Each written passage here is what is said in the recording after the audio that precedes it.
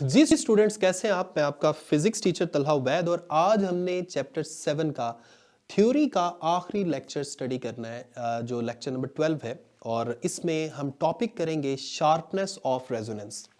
ये भी एक शॉर्ट क्वेश्चन है या एमसीक्यू के लिए आप इसके अंदर से कुछ पॉइंट्स एक्सट्रैक्ट कर सकते हैं। सबसे पहले तो मैं आपको ये समझाऊंगा कि रेजोनेंस की शार्पनेस का क्या मतलब है। शार्पनेस, जैसे आम अल्फाज में नाइफ अगर शार्प है तो वो बड़ा अच्छा कट करेगा, और अगर नाइफ शार्प नहीं है तो वो अच्छा कट नहीं करेगा, कट करने में मुश्किल होगी। इसी तरह रेजोनेंस के शार्प होने का क्या मतलब है। फॉर एग्जाम्पल, ये तो हम जानते हैं कि रेजोनेंस जो है एक खास फ्रीक्वेंसी पे होती है। लास्ट लेक्चर्स में मैंने आपको बताया कि अगर ड्राइविंग फोर्स की फ्रीक्वेंसी ड्रिवन हार्मोनिक ऑसिलेटर की नेचुरल फ्रीक्वेंसी से मैच कर जाए तो फिर driven harmonic oscillator increasing amplitude के साथ ऑसिलेट करना शुरू कर देता है, और इसे ही रेजोनेंस कहते हैं। लेकिन अगर आप रेजोनेंस की कंडीशन पे जो भी ड्राइविंग फोर्स की फ्रीक्वेंसी है, अगर इस फ्रीक्वेंसी को थोड़ा सा कम करें या थोड़ा सा ज्यादा करें, और फर्ज कर ले इस ड्रिवन हार्मोनिक ऑसिलेटर का एम्पलीट्यूड एकदम डिक्रीज हो जाता है, यानी आप यूं समझ लें कि रेजोनेंस की कंडीशन एकदम खत्म हो जाती है, तो ऐसी रेजोनेंस को हम शार्प रेजोनेंस कह सकते हैं। शार्प रेजोनेंस का क्या मतलब है? यानी जब रेजोनेंस हो रही थी, जिस फ्रीक्वेंसी पे रेजोनेंस हो रही थी वो बड़ी वाजे थी और बड़ी क्लियर थी। इसे ही तो शार्पनेस ऑफ रेजोनेंस कहते हैं। अगर मैं एक हैवीली शार्प रेजोनेंस को कर्व की शक्ल में देखना चाहूं तो मेरे पास ये ग्राफ है, फर्ज कर लें, और यहां वाई एक्सिस पे फर्ज कर लें मेरे पास एम्पलीट्यूड की वैल्यूज हैं ड्रिवन हार्मोनिक ऑसिलेटर की, और एक्स एक्सिस पर हम ड्राइविंग फोर्स की फ्रीक्वेंसी की वैल्यूज लिखते हैं। और फर्ज कर लें अभी जिस एक्सपेरिमेंट की मैं बात कर रहा हूं, हमने इस सिस्टम पे जो डैंपिंग की फोर्सेस हैं वो मिनिमम की हुई हैं, यानी फ्रिक्शनल फोर्सेस मिनिमम है, हवा की फोर्स ऑफ फ्रिक्शन मिनिमम है, और भी जिस तरह की कोई फ्रिक्शनल फोर्स हो सकती है उसको हमने मिनिमाइज किया हुआ है। यानी हम कह सकते हैं कि इस वक्त डैंपिंग मिनिमम है। और इसका रिजल्ट ये निकलता है कि जब रेजोनेंस होती है तो वो रेजोनेंस बड़ी क्लियर होती है। यानी ये ऑब्जर्व किया गया है कि रेजोनेंस की जो शार्पनेस है या ड्रिवन हार्मोनिक ऑसिलेटर का जो एम्पलीट्यूड है वो डैंपिंग पर इनवर्सली डिपेंड करता है। यानी जैसे ही आप फ्रीक्वेंसी को जीरो से बढ़ाते जाएं, देखें कर्व ऊपर जाती जा रही है क्योंकि ड्रिवन हार्मोनिक ऑसिलेटर का एम्पलीट्यूड बढ़ता जा रहा है। बढ़ते बढ़ते ये एम्पलीट्यूड एक खास फ्रीक्वेंसी पे जाकर फुल मैक्सिमम हो गया, और फिर जैसे ही हम फ्रीक्वेंसी को उस फ्रीक्वेंसी से भी बढ़ाते हैं तो अब एम्पलीट्यूड डिक्रीज होना शुरू हो गया। अब गौर करें, रेजोनेंस फ्रीक्वेंसी पे यानी इस फ्रीक्वेंसी पे एम्पलीट्यूड मैक्सिमम है, और जैसे ही हम रेजोनेंस फ्रीक्वेंसी से पीछे या आगे आते हैं तो देखें ये कर्व एकदम नीचे आ रही है। मतलब क्या है कि इस कर्व की जो पीक है वो बड़ी शार्प है, और इस वक्त जो रेजोनेंस फ्रीक्वेंसी पे रेजोनेंस हो रही है वो भी बड़ी शार्प है। अब अगर मैं ये फर्ज कर लें सिंपल पेंडुलम है, हमने अब पंखे वगैरह चला दिए, यानी हवा की जो फ्रिक्शनल फोर्सेस हैं उनको बढ़ा दिया, डैंपिंग फोर्स को बढ़ा दिया, तो अब क्या होगा? अब रेजोनेंस की कंडीशन पर भी एम्पलीट्यूड उतना नहीं बढ़ेगा जितना पहले बढ़ा था।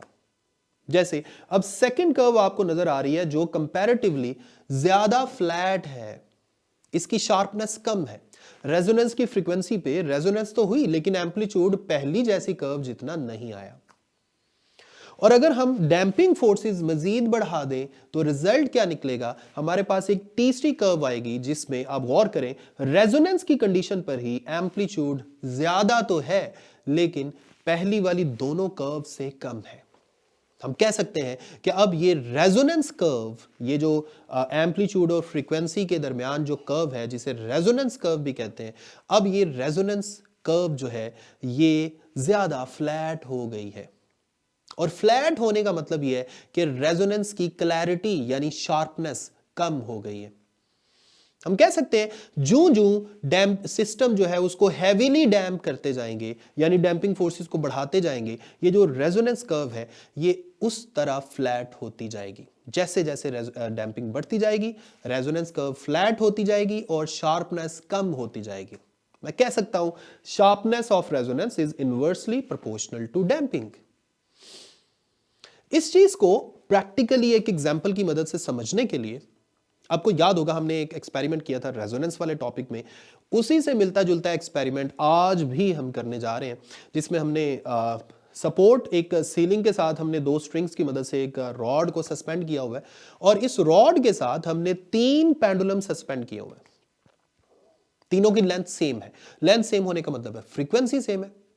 अगर फ्रीक्वेंसी सेम है तो अगर किसी एक पेंडुलम को मैं वाइब्रेट करवाऊंगा तो बाकी दोनों पेंडुलम्स की चूंकि फ्रीक्वेंसी सेम है तो फिर दोनों में रेजोनेंस होनी चाहिए।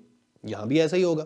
लेकिन वो जो सबसे उस तरफ वाला पेंडुलम है, फर्ज कर लें उसका जो बॉल है वो पिथ बॉल है, यानी बड़ा लाइट सा बॉल है, और ये जो सेकंड नंबर वाला पेंडुलम है ये एक लेड के मटेरियल का बना हुआ है, यानी इसका जो बॉल है वो लेड का बना हुआ है।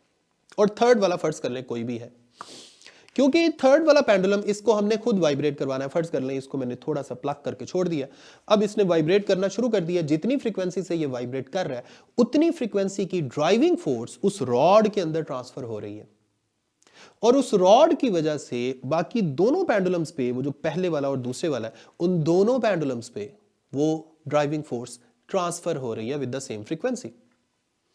लेकिन गौर करें जो लेड बॉब वाला पेंडुलम है उसका एम्पलीट्यूड ज्यादा है, लेकिन पिथ बॉल वाले पेंडुलम का एम्पलीट्यूड कम है। हालांकि रेजोनेंस दोनों में हो रही है, लेकिन ज्यादा क्लियर रेजोनेंस किसमें है? लेड बॉल वाले में।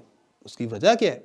क्योंकि लेड बॉल वाला जो पेंडुलम है, लेड जो है ये हैवी मटेरियल है, इसके ऊपर हवा की जो फ्रिक्शनल फोर्सेस हैं, जो डैम्पिंग फोर्सेस हैं, वो कम असर करती हैं। यानी लेड बॉल के ऊपर डैम्पिंग का इफेक्ट कम है।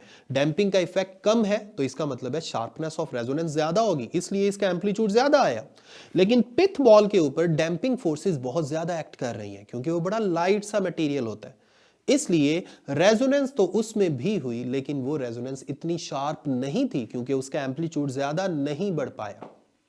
उम्मीद करता हूं इस एग्जांपल से आपको इस टॉपिक की बहुत अच्छी समझ आ गई होगी। अपना ख्याल रखें, अगले लेक्चर तक मुझे अपनी दुआ में याद रखें। अल्लाह हाफिज।